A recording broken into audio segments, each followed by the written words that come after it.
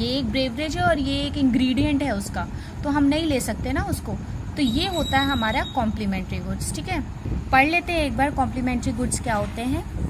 Are those goods which are use together, देखो most important point, together to satisfy a particular want, किसी की भी want को satisfy करने के लिए ये दोनों एक साथ यूज किए जाते हैं। ठीक है, टुगेदर।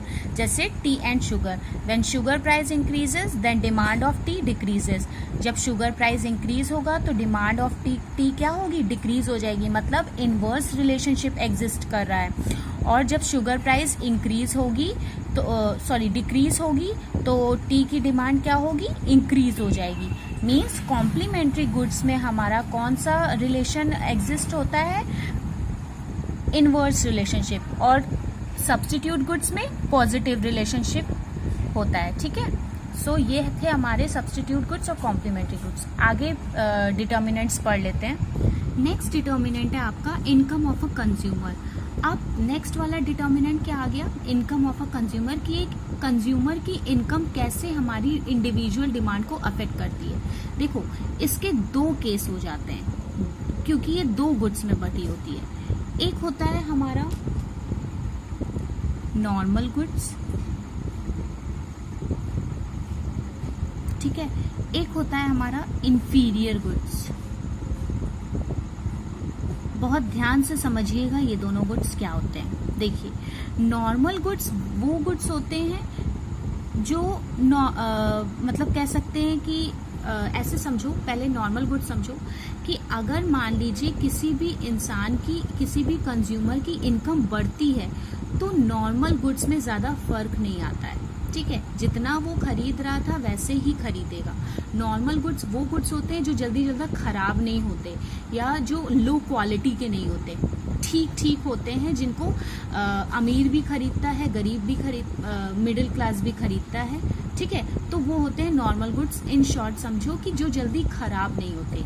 इन्फीरियर गुड्स वो गुड्स होते हैं जो जल्दी खराब हो जाएं या जो मतलब जिसमें ज़्यादा इनकम मतलब ज़्यादा पैसे के ये नहीं होते, मतलब इनकी वैल्यू ज़्यादा की नहीं होती, ये बहुत कम वैल्यू में मिल जाते हैं हमें। तो ये होते हैं इन्फीरियर गुड्स। मीन्स जो थोड़े खराब गुड्स होते हैं जो कम पैसों में मिल जाए वो इन्फीरियर, और जो थोड़े ठीक होते हैं वो होते हैं नॉर्मल गुड्स। ठीक है, जिनके लिए हमको मतलब बहुत कम पैसे नहीं, ठीक ठीक पैसे देने पड़ते हैं। ठीक है, तो अब देखो इनकम कैसे नॉर्मल गुड्स को नॉर्मल गुड्स कैसे अफेक्ट करते हैं, समझो।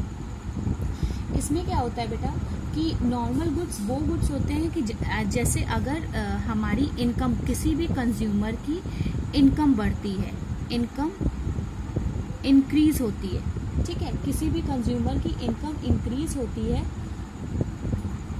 कंज्यूमर की इनकम अगर इंक्रीज होती है, इनकम हमारी अगर इंक्रीज हुई तो जो नॉर्मल गुड्स की डिमांड है, नॉर्मल गुड्स की जो डिमांड होती है वो क्या होती है, बढ़ जाती है। मतलब अगर इनकम किसी भी कंज्यूमर की इंक्रीज हुई तो नॉर्मल गुड्स की डिमांड बढ़ जाती है। ऑब्वियसली अभी तक मैं मान लीजिए 20 रुपये कमाती थी, ठीक है, तो मैं क्या नॉर्मल गुड्स मैं उतना नहीं खरीद पाती थी क्योंकि मेरी इनकम 20 रुपये ही थी, तो मैं ज़्यादातर इन्फीरियर गुड्स ले लेती थी कि थोड़े जो ख़राब है वो दे दो। जैसे मान लो आम है, ठीक है, तो अगर हम अल्फांजो की बात करें, ठीक है, अल्फांजो बहुत महंगा होता है, ठीक है, और हम बात करें दशहरी की, ठीक, तो दशहरी थोड़ा इन्फीरियर गुड में आ जाएगा, लेकिन अल्फांजो के लिए तो हमें पैसे चाहिए होंगे अच्छे खासे।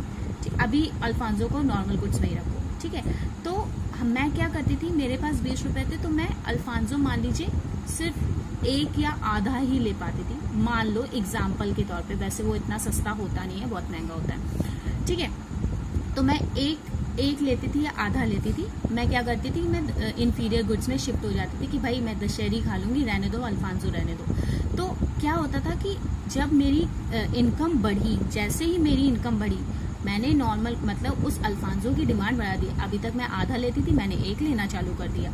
तो यहाँ क्या होता है कि income of a consumer, when the income of a consumer increases then demand of a normal goods is also increases, and vice versa, when the income of the consumer is decreases then the demand of the normal goods is also decreases। ये होता है हमारा normal goods का case. ठीक है। अब inferior goods क्या होते हैं?